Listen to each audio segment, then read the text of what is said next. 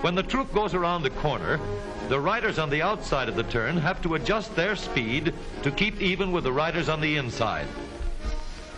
The man on the outside has to ride a lot farther and a lot faster in order to keep up with the parade.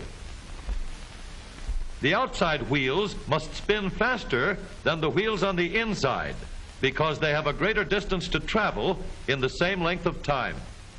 When a wagon turns a corner, the wheels can travel at different speeds because each one can turn freely on the axles.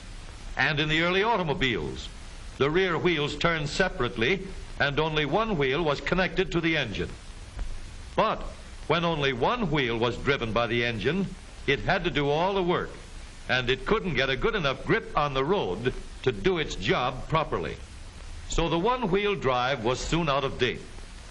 But if two wheels are locked on an axle so that they are not free to turn separately, one or the other has to slide. So engineers had to find a way to connect both rear wheels to the engine without sliding and slipping on turns. The device which makes this possible is a part of the rear axle. It is called the differential because it can drive the rear wheels at different speeds. The differential looks complicated, but once we understand its principle, it is amazingly simple. These two wheels are mounted on separate axles and supported by a frame so that they can revolve freely at different speeds. Let's fasten a spoke on the inner end of each axle so that by turning the spokes, we can turn each wheel separately. With a bar or crosspiece, we can turn both wheels in the same direction at the same rate of speed. Let's get something to hold this bar in place so that it will press against the spokes. Notice that this support is not locked to the axle. It turns freely. Now we can spin the wheels by rotating the support. This is fine as long as both wheels are able to turn at the same speed. But let's see what happens when we go around the corner. With this arrangement, we cannot drive one wheel faster than the other. And if we stop one wheel, the other wheel won't budge.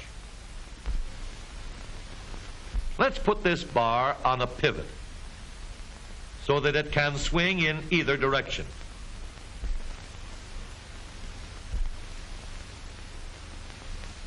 Now, the bar can still turn both wheels at the same speed. And because it pivots, it lets one wheel turn even when the other is stopped. But if turned too far, the bar will swing around until it won't drive the spokes that turn either wheel. We need another crossbar and more spokes to carry on the job. When we stop one wheel, the crossbars will continue to push the spokes of the free wheel around. As long as both wheels are free to turn, the bars do not swing on their pivot and the wheels move at the same speed. Now we have the working principles of a differential. To adapt the model for use in an automobile, we will have to make a few changes. In order to reduce the jerky action caused by wide spaces between the spokes, we will put in more spokes. Further filling in the spaces between the spokes gives steadier, more continuous action, and changing the shape gives firm, constant contact. Now we can make the gears thicker and stronger, and we have differential gears. The edges are cut so that they will fit together more smoothly and silently, and another gear is added to share the work of driving the axles. The principle is the same. In order to turn the support and drive the wheels, we can fasten a large gear here. connected by a smaller gear to a source of power.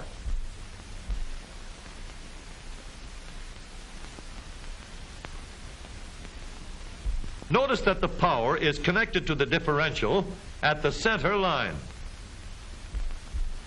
We can make our model more compact by moving the gears closer together. When we put our differential in an automobile, we have to leave room for the drive shaft, which carries the power from the engine. We may build the floor of the car above the drive shaft. But if we do, we won't have much room inside unless we make the top of the car high too. Of course, we could lower the floor and ceiling, but the drive shaft would be higher than the floor. This would have disadvantages. A shaft in the middle of the floor of an automobile would be inconvenient for passengers and would be awkward for carrying luggage. Today, engineers have found a way to make the car roomier and closer to the road without a clumsy shaft above the floor. The drive shaft from the engine to the differential is lowered out of the way, and the drive shaft is connected to the rear axle at the bottom.